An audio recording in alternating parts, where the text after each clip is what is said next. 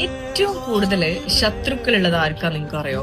ഞാൻ മനസ്സിലാക്കിയിടത്തോളം ഏറ്റവും കൂടുതൽ ശത്രുക്കൾ ഉണ്ടാവുക മിഡിൽ ക്ലാസ് ഫാമിലിന്ന് ഒരുപാട് കഷ്ടപ്പെട്ടിട്ട് അവന്റെ ആഗ്രഹങ്ങളും അവന്റെ കുടുംബത്തിന്റെയും അല്ലെങ്കിൽ ഒരുപാട് പ്രാരാബ്ദങ്ങൾ കാരണം പച്ചപിടിക്കാൻ വേണ്ടി ഒരുപാട് കഷ്ടപ്പെട്ടിട്ട് അതിന്റെ റിസൾട്ട് ഉണ്ടാകുമ്പോ എങ്ങനെയെന്ന് വെച്ചാല് അതുവരേക്കും കൂടെ ഉണ്ടായിരുന്നവര് തന്നെ അവൻ ശത്രുക്കളായി മാറും. കാരണം ഇന്നലെ വരെ നമ്മളെ കൂടെ ഉണ്ടായിരുന്നവന് അവന്റെ ലൈഫിൽ അവന് നല്ലത് വന്നു എന്നല്ല ചിന്തിക്കുക. അവനിപ്പോ വലിയ ആളായി, നമ്മൾക്ക് അത് ഇല്ലാത്തതിന്റെ കുശുമ്പ്, അസൂയ, ദേഷ്യം, വാശി, അങ്ങനെ ശത്രുക്കളായി മാറുന്ന സാഹചര്യം.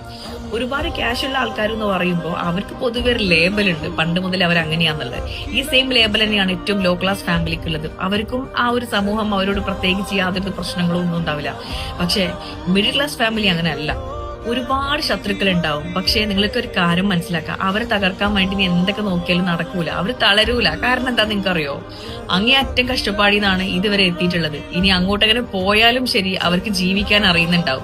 അപ്പൊ ആ ഒരു ബോധം നിങ്ങളെ മനസ്സിലുണ്ടാവാൻ ചെയ്യണം. അവർ ഒരിക്കലും തളരാൻ അവര് മുതിരൂല. കാരണം അവർ പരിശ്രമിച്ചുകൊണ്ടേയിരിക്കും. എന്തിനാന്നറിയോ? അവരെ പാരന്റ്സ്, അവരെ രക്തബന്ധങ്ങള്, അവർക്ക് വേണ്ടപ്പെട്ടവര് കഷ്ടപ്പെട്ട പോലെ ഇനി അവരെ കഷ്ടപ്പെടുത്താതിരിക്കാനും അവരെ ഭാവിയിൽ വരുന്നവര് കഷ്ടപ്പെടാതിരിക്കാനും വേണ്ടിയിട്ട് അവരങ്ങനെ പണിയെടുത്തുകൊണ്ടിരിക്കും. അപ്പൊ അതുകൊണ്ട് അവരെ തളർത്താൻ വേണ്ടിയിട്ട് ഒരുപാട് ശത്രുക്കൾ ഉണ്ടെങ്കിൽ അത് വെറുതെയാണ്. ആ ഒരു ആഗ്രഹങ്ങൾ നിങ്ങളെ മനസ്സിലിരിക്കുള്ളൂ. അതൊന്നും അവർക്ക് ഏൽക്കില്ലടോ.